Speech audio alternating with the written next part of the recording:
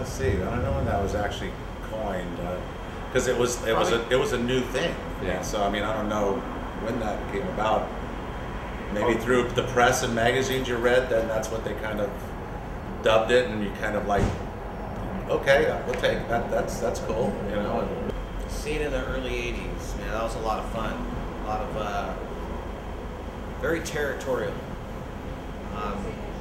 Back in Ruthie's, when me and Alex used to go there, and it was like going to, their parents were out of town, we were going to someone's house every weekend and just partying and thrashing people. I mean, as soon as we'd get there, before we got our kamikazes, me and Alex would grab hands and just start laying the waste to everybody. Then we'd laugh, everybody would be on the floor, you know, all fucked up, and then we'd go get some kamikazes. Well, when it was determined it was thrash, when we went to, we finally recorded our record, everybody on the East Coast was saying mosh. So they didn't say thrash, they were moshing and we were thrashing. 1982, I saw Laws Rocket.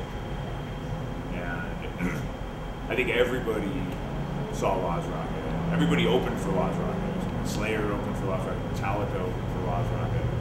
So they were very influential. But it was territorial, like when the LA bands used to come up and play, it was like, wow, who are these guys, you know, and what kind of music is this? You know, it was this whole new movement, the scene of bands coming out, and I think the Bay Area movement was like more punk rock, like in 80, 81, it was more punk movement, and I think the metalheads kind of took that punk attitude and took it a little further, and especially with the music that all of a sudden was starting to generate out of the Bay Area. But then this whole other scene developed. Which is the scene we're talking about. Yeah, really fast, and with a lot of the same people, but certain bands really got everybody excited about really fast, aggressive music with, stage diving.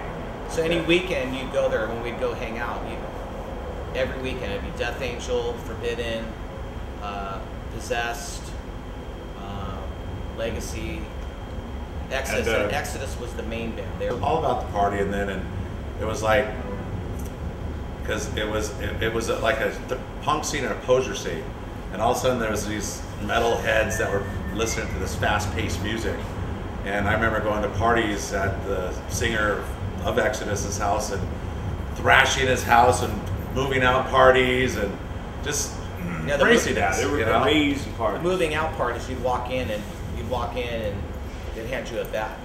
Yeah, and you start hitting walls and putting your fists through walls and breaking things.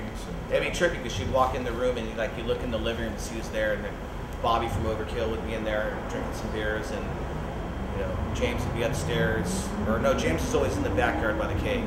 Well, back then there was a lot of clubs that the scene you can go to. I mean, you can go to probably see 3 shows in a night, and But everybody would end up back at Ruthie's. Like that was our home. That was like our floor. Yeah, there wasn't really a competition. I mean, everybody kind of did their own thing. It was a friendly competition. But everybody went to each other's shows. I mean, like from Keystone, Berkeley, up to the Ruthie's, up to the Stone, and then Keystone, Berkeley was a big hot spot. That's where a lot of it was happening right there. But there was this period, I remember the really early 80s in school, like everybody had Ozzy shirts, Iron Maiden shirts, and then suddenly as we got closer to the mid 80s, it was Motorhead shirts, Metallica shirts.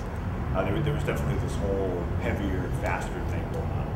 And then one local band that was sort of at the forefront of it all. And I remember going to see this band. I remember sneaking in. Because I was in high school, I couldn't get into the clubs, but they let me carry an amplifier just to get in. And I remember seeing them at the Kabuki Lounge, and they sold it out, and that was a huge place. I was doing a demo, I think, up in Katati with one of my bands before I really got into the thrash scene. And I was doing a demo, and I heard this intense screaming and thrashing, and I was like, what's going on next door over there? It was just like kind of this new thing to me, coming from this band, and I was like, who is that over there? What are they doing? and that was kind of my first, being turned on to that style and this band that we're talking about. Yeah, it was my first lesson, I guess, right there, as you can say. It was your lesson in violence. My first lesson in violence. So, who is going to be headlining Slaughter by the Water 3? Well, Slaughter by the Water, I think you guys know. Since I think we've dropped enough hints already. Yeah, if you don't got it by now, it's going to be Exodus!